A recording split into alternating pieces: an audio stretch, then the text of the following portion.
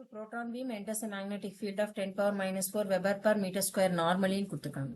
So magnetic field proton beam enters என்ன அர்த்தம்? So இதனுடைய velocity perpendicular to magnetic field. Velocity perpendicular magnetic field na theta எவ்வளவு 90 degree இல்லையா? So இதை எடுத்திருக்கோம். If the specific chargeங்கிறது என்னப்பா?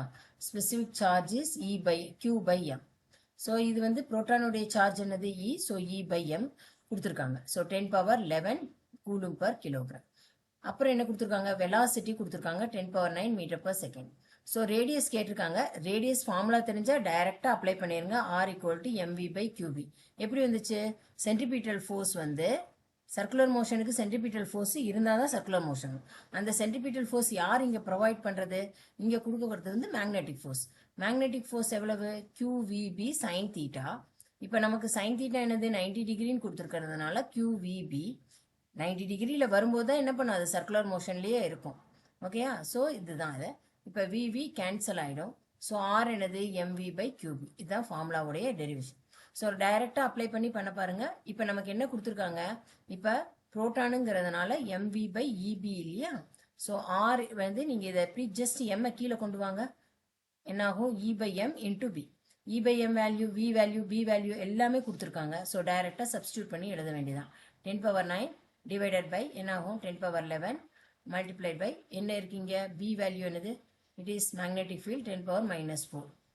So 11லேருந்து 4 போச்சுன்னா 5. இங்கே மேலே கொண்டு வரும்பொழுது என்ன ஆகும்? இங்கே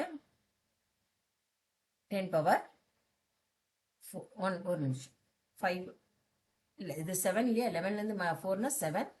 7னா இங்கே 9 minus 7 it is 2. Okay. So இது வந்து 100 மீட்டர். ஸோ இது 100. சரியா? நெக்ஸ்ட் கொஸ்டின் என்ன? Two parallel wires 1 meter apart carrying currents 1 ampere and 3 ampere respectively. Parallel wires வந்தா first நீங்க கண்டுபிடிக்க வேண்டியது என்னது? சேம் டைரக்ஷனா இருந்தா அட்ராக்ஷன், ஆப்போசிட் டைரக்ஷனா இருந்தா ரிப்பல்ஷன். ஸோ இந்த ரெண்டு ஆப்ஷனுமே போயிடும். ஓகே, ரிப்பல்ஷன் மட்டும்தான் வரும். ஸோ இங்க என்ன கொடுத்துருக்காங்க? 1 மீட்டர் டி கொடுத்துருக்காங்க. ஸோ இதனுடைய கரண்ட் வந்து 1 ஆம்பியர்னு எடுத்துக்கிட்டிங்கன்னா இதனுடைய கரண்ட் வந்து என்னது? 3 ஆம்பியர். இந்த கொஸ்டின் கிளியரா இல்லை. இது வந்து 1 ஆம்பியர், இது 3 ampere. So the force per unit length formula என்னது? F by L is mu naught I1 I2 by 2 pi d. கரெக்டா? இந்த ஃபார்முலா யூஸ் பண்ணி டைரக்டா பண்ண வேண்டியதான். mu naught எவ்வளவு? 4 pi into 10 to the power minus 7. I1 value I2 value substitute பண்ணுங்க. 2 pi substitute பண்ணுங்க. டி மீட்டர்ல கொடுத்துருக்கனால டைரக்டா சப்ஸ்டியூட் பண்ணலாம். ஸோ இது ரெண்டையும் பண்ணீங்கன்னா 6 into 10 to the power minus 7. Okay. So first option மட்டும்தான் வரும், செகண்ட் ஆப்ஷன் வராது. ஸோ பவர் மட்டும்தான் இதில் நீங்கள் செக் பண்ண வேண்டியதாக இருக்கு. நெக்ஸ்ட் என்னது? Cairo magnetic ratio. Gyromagnetic ரேஷியோன்னு வரும்பொழுது உங்களுக்கு ஞாபகம் இருக்கணும் formula. Cairo magnetic ratio formula என்னம்மா? அது வந்து ஃபார் எலக்ட்ரான்ஸுக்கு E by 2m. கரெக்டா? ஸோ அதனுடைய வேல்யூ என்னது? 8.8 into 10 to the power 10 coulomb per kilogram. Okay.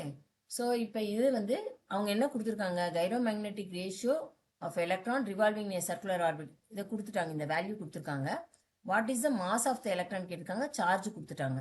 So mass of the electron வேணும்னா E by 2me இந்த வேல்யூனா நமக்கு வந்து என்ன வேணும்? மாஸ் வேணும் இல்லையா? ரீஅரேஞ்ச் பண்ணி எழுதுங்க. So mass will be equal to என்ன வரும்? E வந்து 1.6 into 10 to the power minus 19 divided by 2 into 8.8 into 10 to the power 10. Substitute பண்ணால் என்ன ஆகும்? இங்கே 0.8 8 டைம்ஸ் போட்டிங்கன்னா என்ன ஆகும்? இங்கே 0.1 by 1.1. Okay. So 1 by 11 into 10 to the power எவ்வளோ வரும்? இங்கே minus 20. ஸோ இந்த ஆப்ஷன் கரெக்ட். ஸோ இப்போ இது பார்த்தோம்னா இது சேம் கொஸ்டின் தான் காப்பி ஆயிருக்கு. ஓகே.